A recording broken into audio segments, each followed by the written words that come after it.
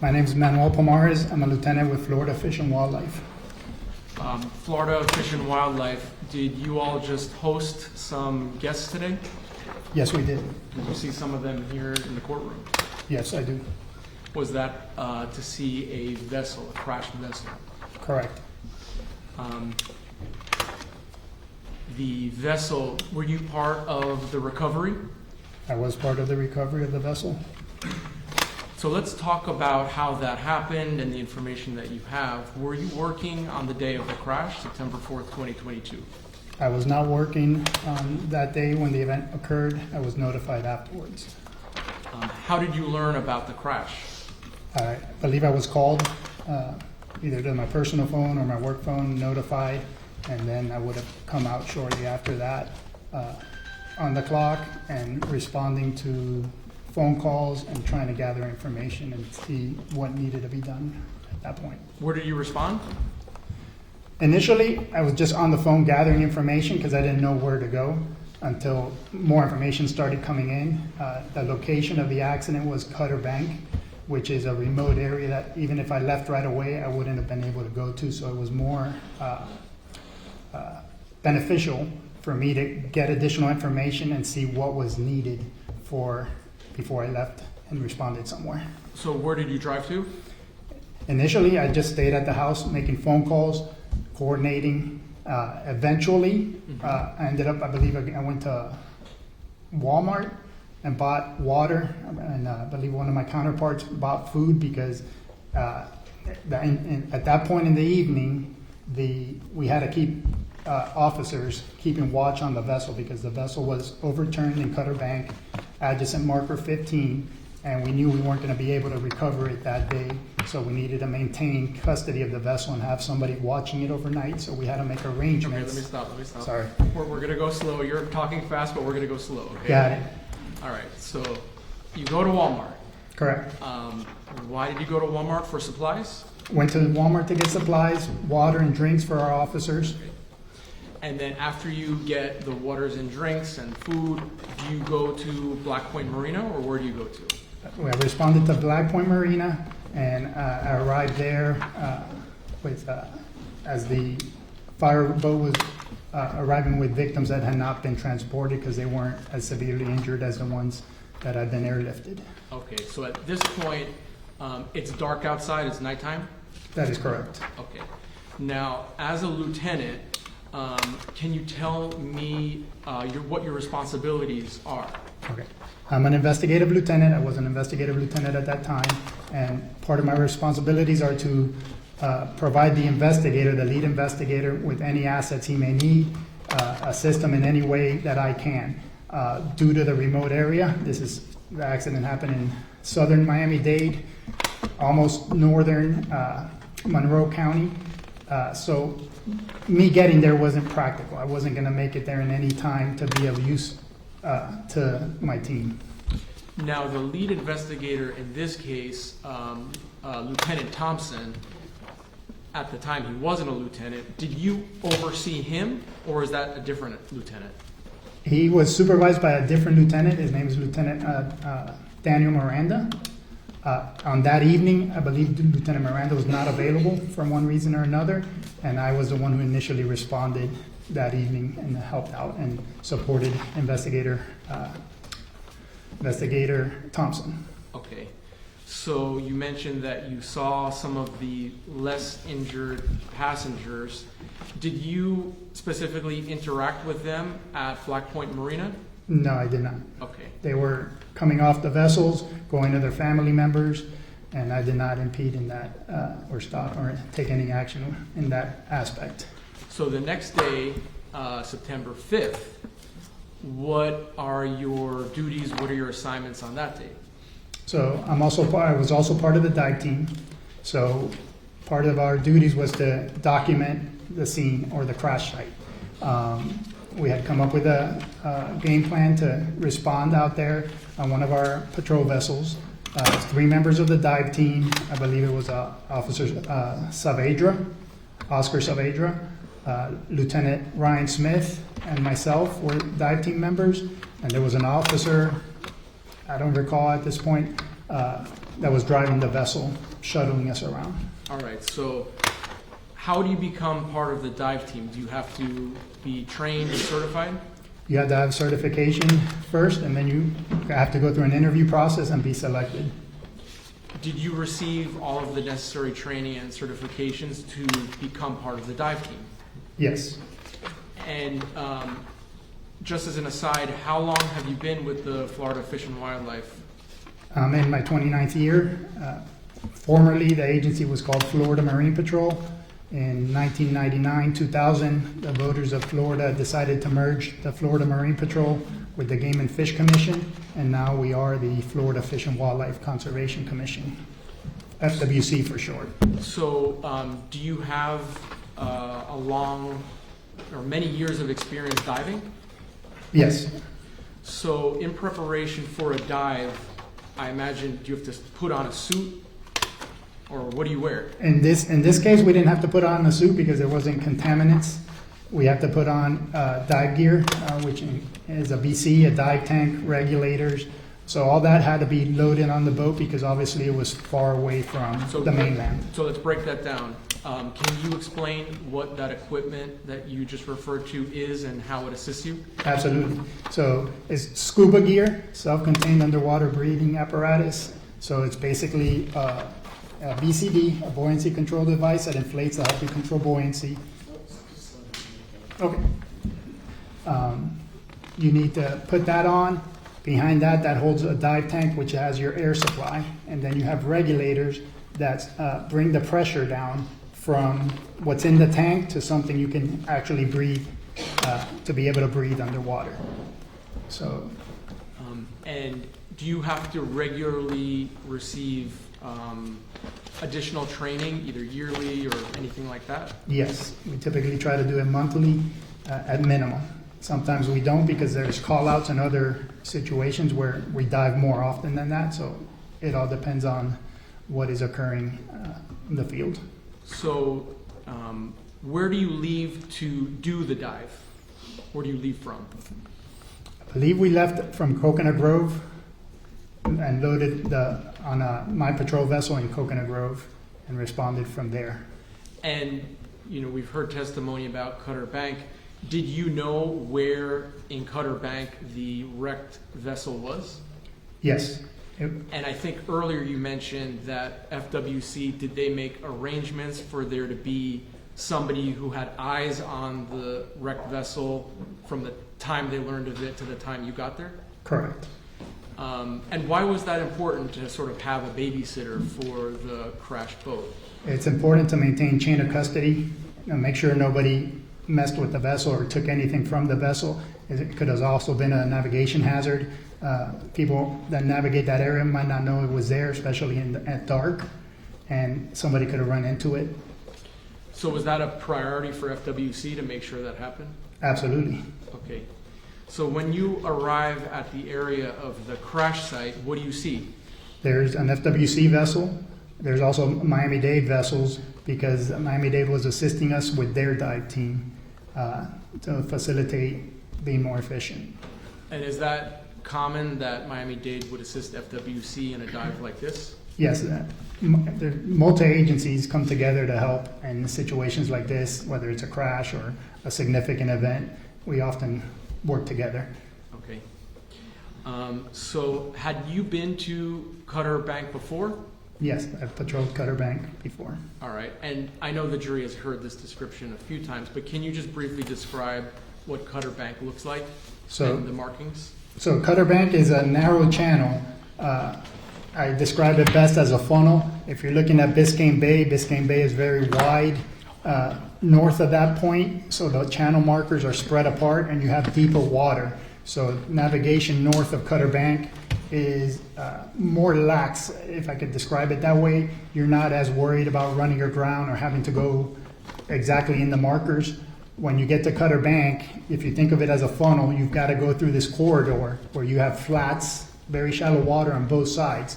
So you really have to pay attention when you're going down or through Cutter Bank.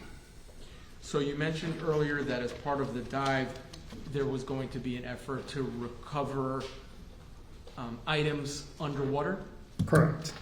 Did you also document the scene with photographs?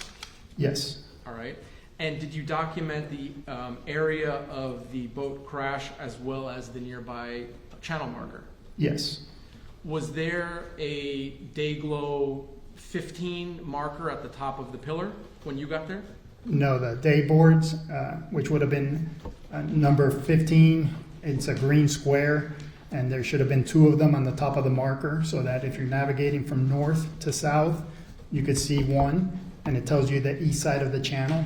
And then if you're navigating from south to north, you would see the opposite one as you're traveling northbound, and it'll let you know the east side of the channel. Okay. I'm showing the defense 2N and 2Z for identification, if they could take a look.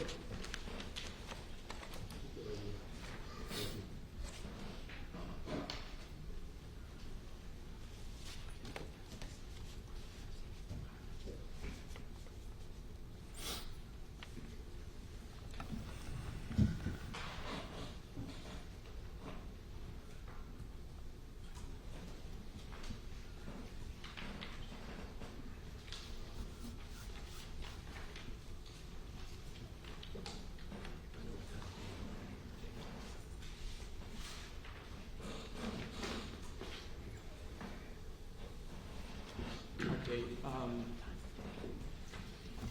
sir, I'm going to be showing you some photos. I'll kind of pass through them, take a look, and when I'm done, let me know if they fairly and accurately reflect what you saw when you arrived that morning, okay?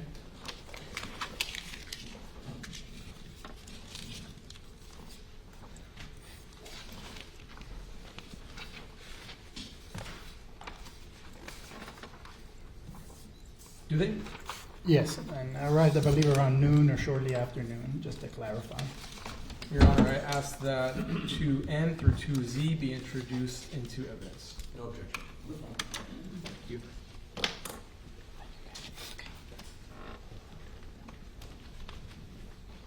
State Exhibit 2N, previously marked for identification, will become State Exhibit number 25. I'm sorry, can you see? 2N will become State Exhibit number 25. Thank you. You're welcome. 2O, 26.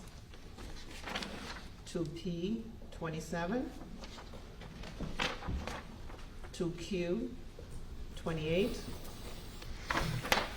2R, 29.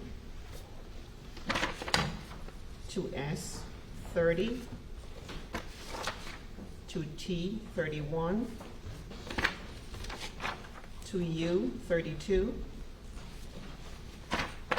2V, 33. 2W, 34.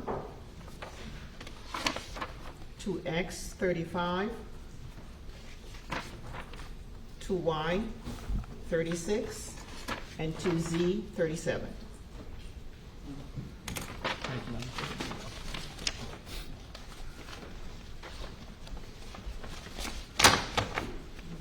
May I approach the witness, Judge? All right, Lieutenant, I'm just going to show you these in groups. So I'm going to show you 25, 26, 27, and 28. Do these all show the perspective that you had of the capsized boat in relation to the pylon? Yes, they do. And are these photos, were they taken by you yourself? Yes. All right, may I publish these, Judge? Yes. And do these photos just offer different perspectives on the scene? That's my question? Yeah. Yes, that's the perspective, looking from the marker in a southeasterly direction. You could see what would be Key Largo and Pumpkin Key in the background, in the horizon.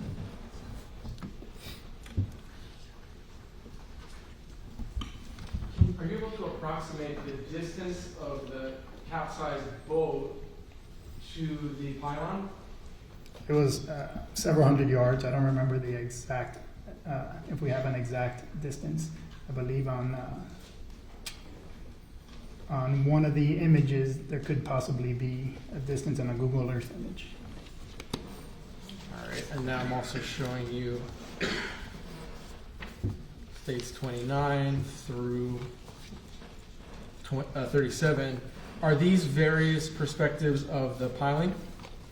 Yes, And what is this made of?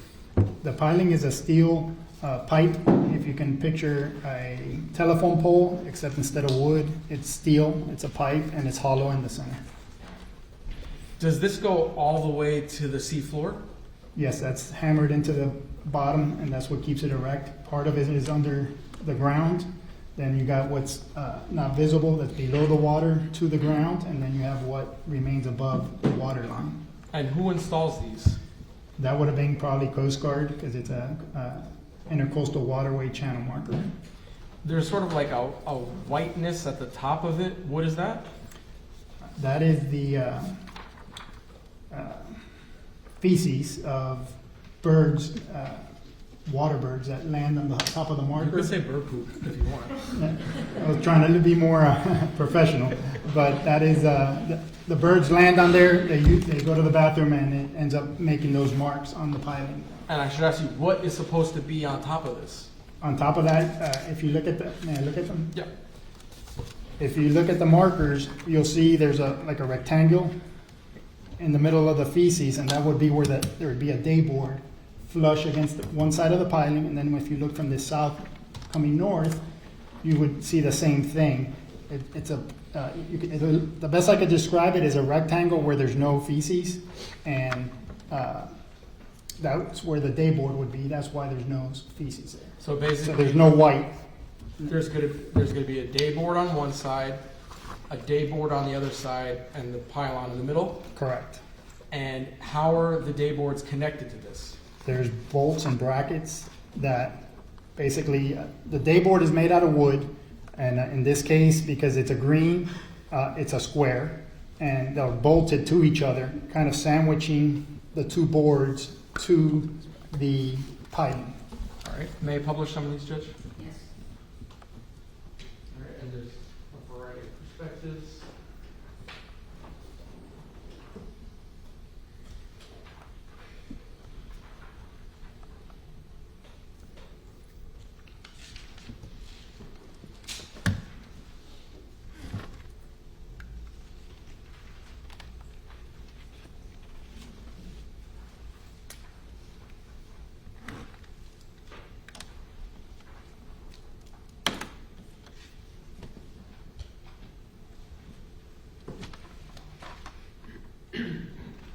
The day board markers, what are they made of? They're typically made of plywood, and they have some kind of laminate adhesive sticker on the face of it that faces out from the marker. And it's typically has some kind of reflective material so that and when vessels navigating at night, the operator could see the markers and make it easier for them to identify the markers ahead. What are the dimensions of the placard on, what are the dimensions? I contacted Coast Guard, and they advised me it would be 3 feet by 3 feet. And I brought a piece of cardboard. Wait. Oh, I'm showing you the fence was marked for identification, 3A through 3H.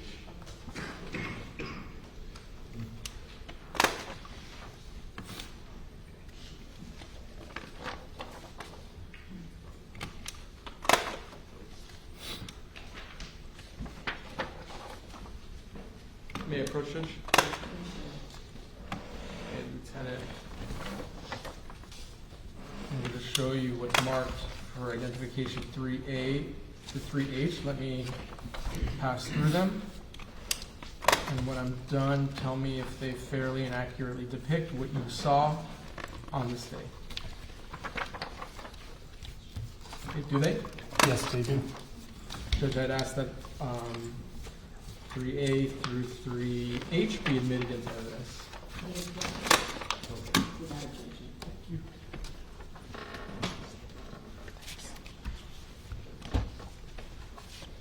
State Exhibit 3A, previously marked for identification, will become State Exhibit number 38.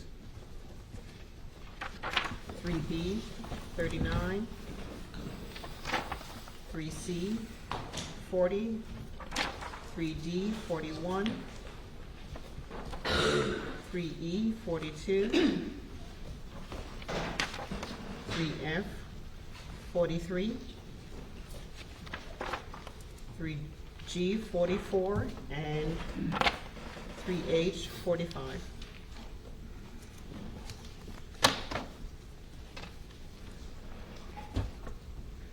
Thank you. All right, so Lieutenant, I'm going to ask, with the court's permission, if you could step down and help me publish some of these photos with the jury. All right, so.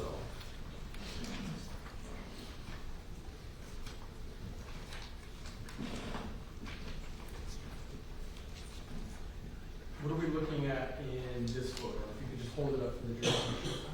This is an image that I took. This is the vessel upside down. It's sitting on the bay level. There's a shot of water. The treetop, which would be the roof, is actually on the bottom. So it's sitting there. It's not floating. It's sitting on the bottom. The grass, it's difficult to see, but you can see the room. It's a grassy bottom, so it's just sitting like it was sitting on somebody's front lawn upside down. All right, thank you. Right there. I'm showing you what is stage 40. Does this show damage to the vessel? Yes, it does. Okay, can you show yours? And now, that damage, what material is that? This is fiberglass, which is and gel coat and paint that make up the hull or the underneath and side of the vessel. In this case, it's a blue bottle. The manufacturer is the main, that's saying Ford and Nissan. Romano is the manufacturer of the vessel. You could have a seat. I'm just going to publish them.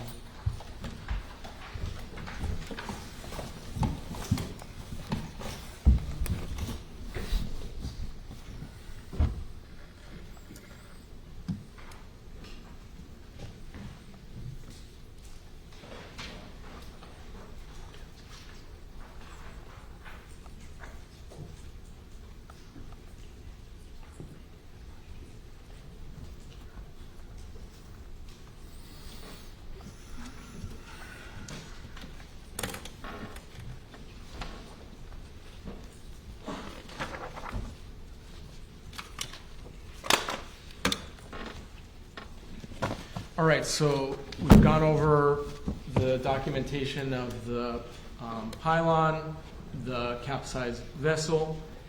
Do you then dive underwater to document the underwater scene? Yes, I do. So take me through that. What do you do? How do you go about doing this type of a dive? So the divers on this day were Lieutenant Smith and I, and then we always leave a diver on the surface in case there's any kind of emergency. That person can immediately get in the water and render aid if there's an entanglement or air issue or some kind of emergency, unforeseen event. That officer is on the vessel paying attention to us, that diver, ready to go and enter the water if he needs us, if we need him. Okay. And do you each take turns just diving right in? No, we go in together. Always go in 2 people minimum for safety. And then on that particular day, I was recording and taking pictures with a GoPro camera, underwater and above the water. Okay. So tell us a little bit about the GoPro camera. Is that something you're holding, or is it on your person? How does that work? It's a small camera that's in an underwater case, so it can be taken underwater, and I'm holding it. Prior to doing anything, I went around the vessel to get a 360 to see what was done or what was there before anything was touched. And I believe we did a second loop around the vessel to document everything before we touched any of the items that were on the vessel or around the vessel. Now, when you went down to video record, do you do a 360 around the boat? Yes. And just before court started, were we watching videos of your recordings? Of the video recording? Yes, correct. Okay. And did they fairly and accurately reflect the video recordings on the date that we're talking about? Yes, All it right. would have been the day after the accident. The accident was September 4th. This would have been the following day on September 5th. And I'm showing the defense, oh, I'm sorry, Kay, would you mind marking this?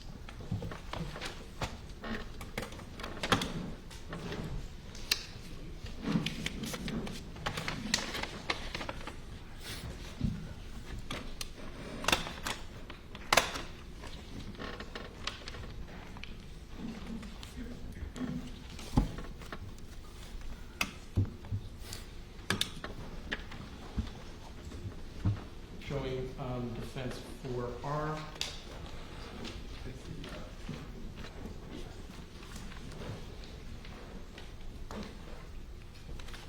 Lieutenant, we, as I mentioned, we watched a video on this flash drive earlier today, and it fairly accurately depicted the recording that you did. I would assume that that's the recording device that it was on. That I just played for you. Yes. Okay. Judge, I asked that 4R be admitted. No objection.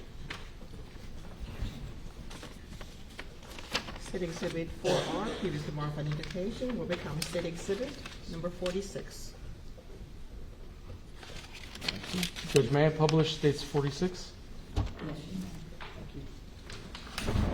may. And with the court's permission, Lieutenant, can you assist me with this? Yes. Do we have the? Yes. Okay. So, oh, thank you. Thank you.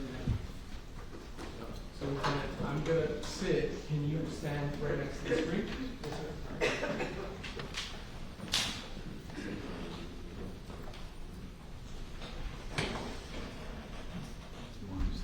Stand. You want me to see?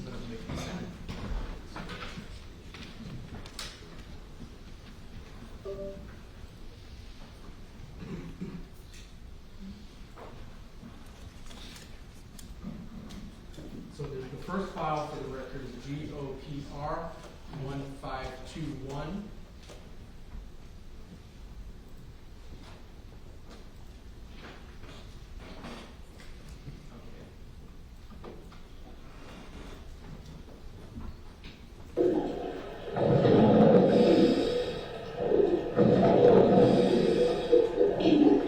Okay, so I'm gonna pause the video here. What are, actually it's kind of hard to see. Let me keep it on.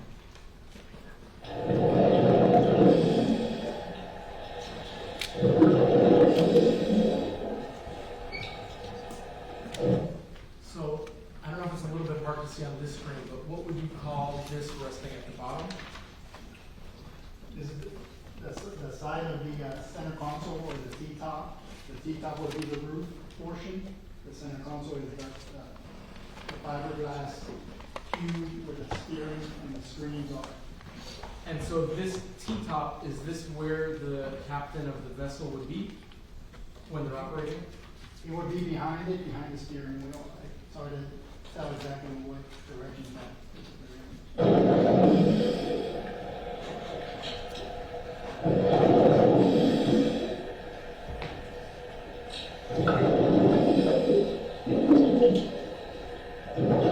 All right, Lieutenant, what side of the boat are we looking at here?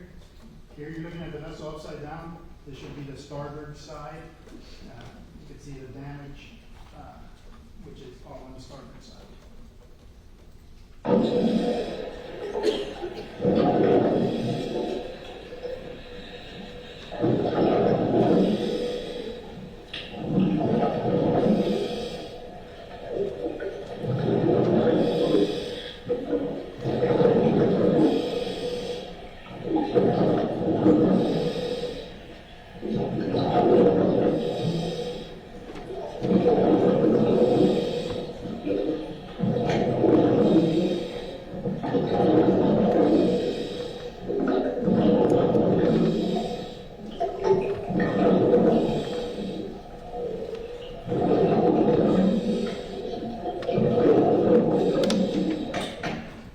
And right at the end of the video, I'm just gonna go back to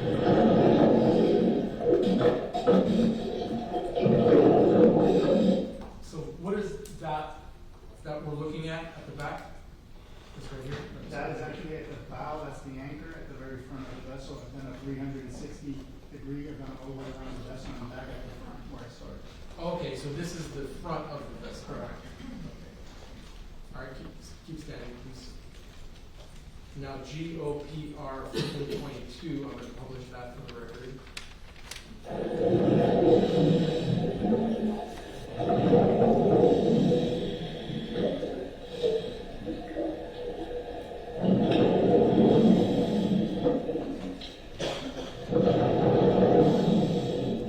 Are you able to tell what that is right there? And I'm pointing at the bottom of the screen. This is a compartment that's on the side, a panel that's been dislodged due to the damage. It's in front of what is the console here. Since it's upside down, it would be on the side based on the angle I'm taking the picture of.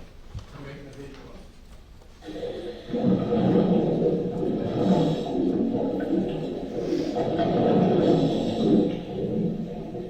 So is this video sort of a closer perspective than the last video? Correct.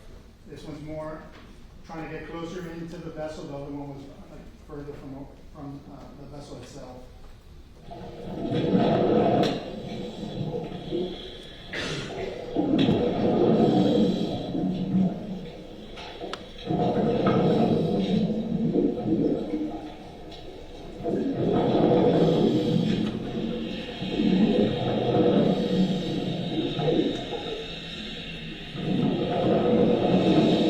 So right here, what are we looking at? It's hard to kind of see it on the screen, but Yeah.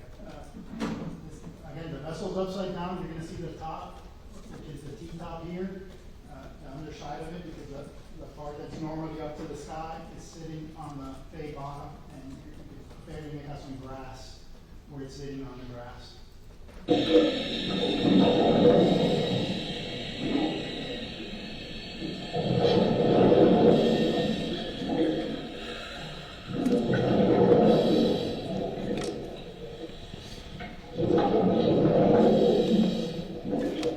are you able to tell what area we're looking at here? That's the helm area where the steering wheel would be, if you're going to make it up right here. And then this is the console where all the electronics would be. Here's the seat and the leaning post area, or the backrest of the seat. The windshield's up here.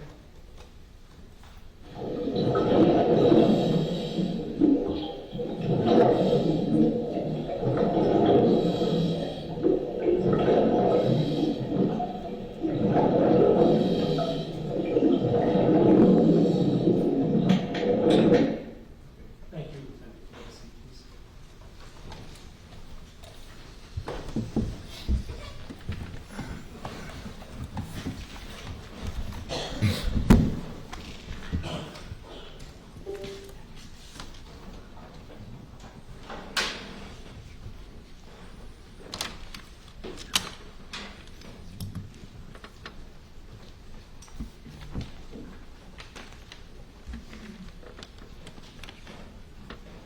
All right, so you mentioned earlier that some underwater photographs were also taken, correct? Correct. So I'm showing the defense has been marked 3I through 3R for identification purposes.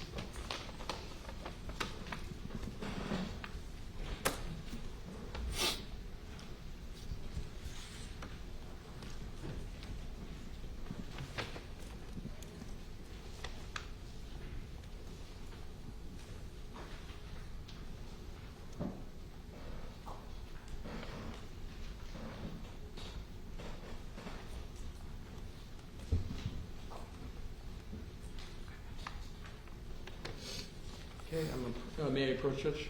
Yes, you 3I through 3R. I'm going to go through them with you. Please take a look, and then when I'm finished, I'm going to ask whether or not they fairly accurately depict what you saw underneath the water when you were diving.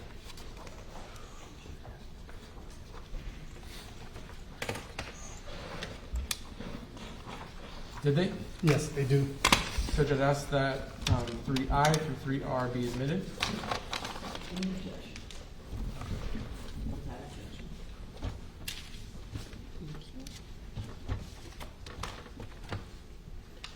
State Exhibit 3I, previously marked for identification, will become State Exhibit number 47. 3J, 48. 3K, 49. 3L, 50. 3M, 51. 3N, 52. 3O, 53. 3P, 54. 3Q, 55. And 3R, 56.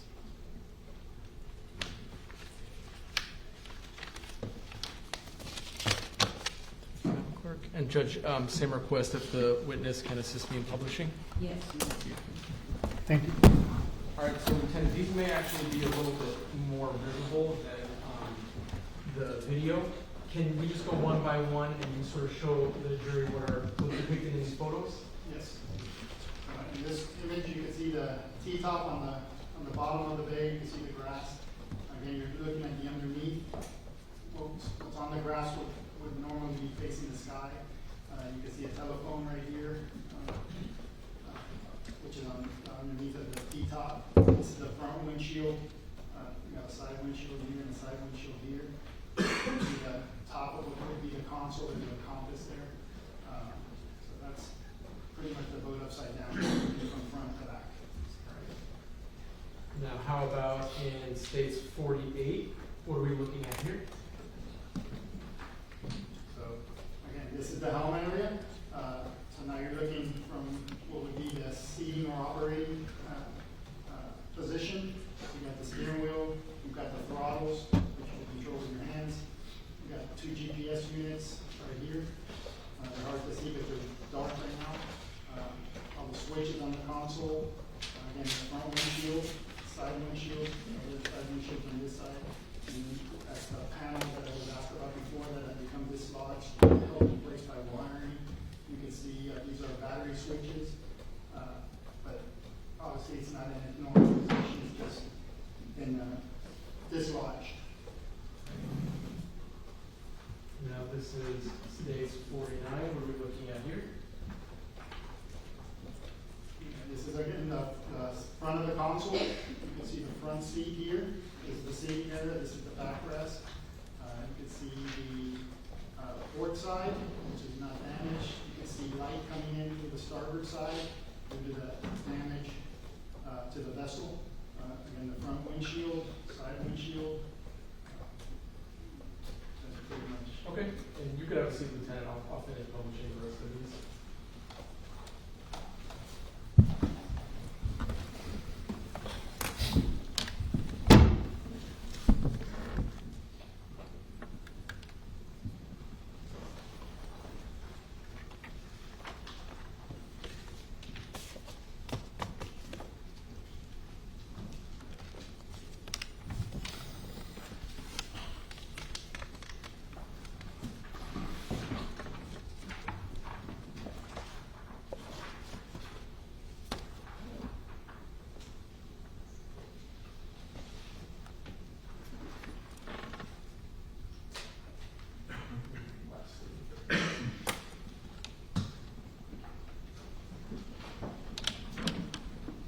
So because the boat is upside down, Lieutenant, I guess a better way to see everything as what it really is to kind of like flip the picture. Correct. It would make it easier to see what you're looking at, but it's just turning the vessel upside down.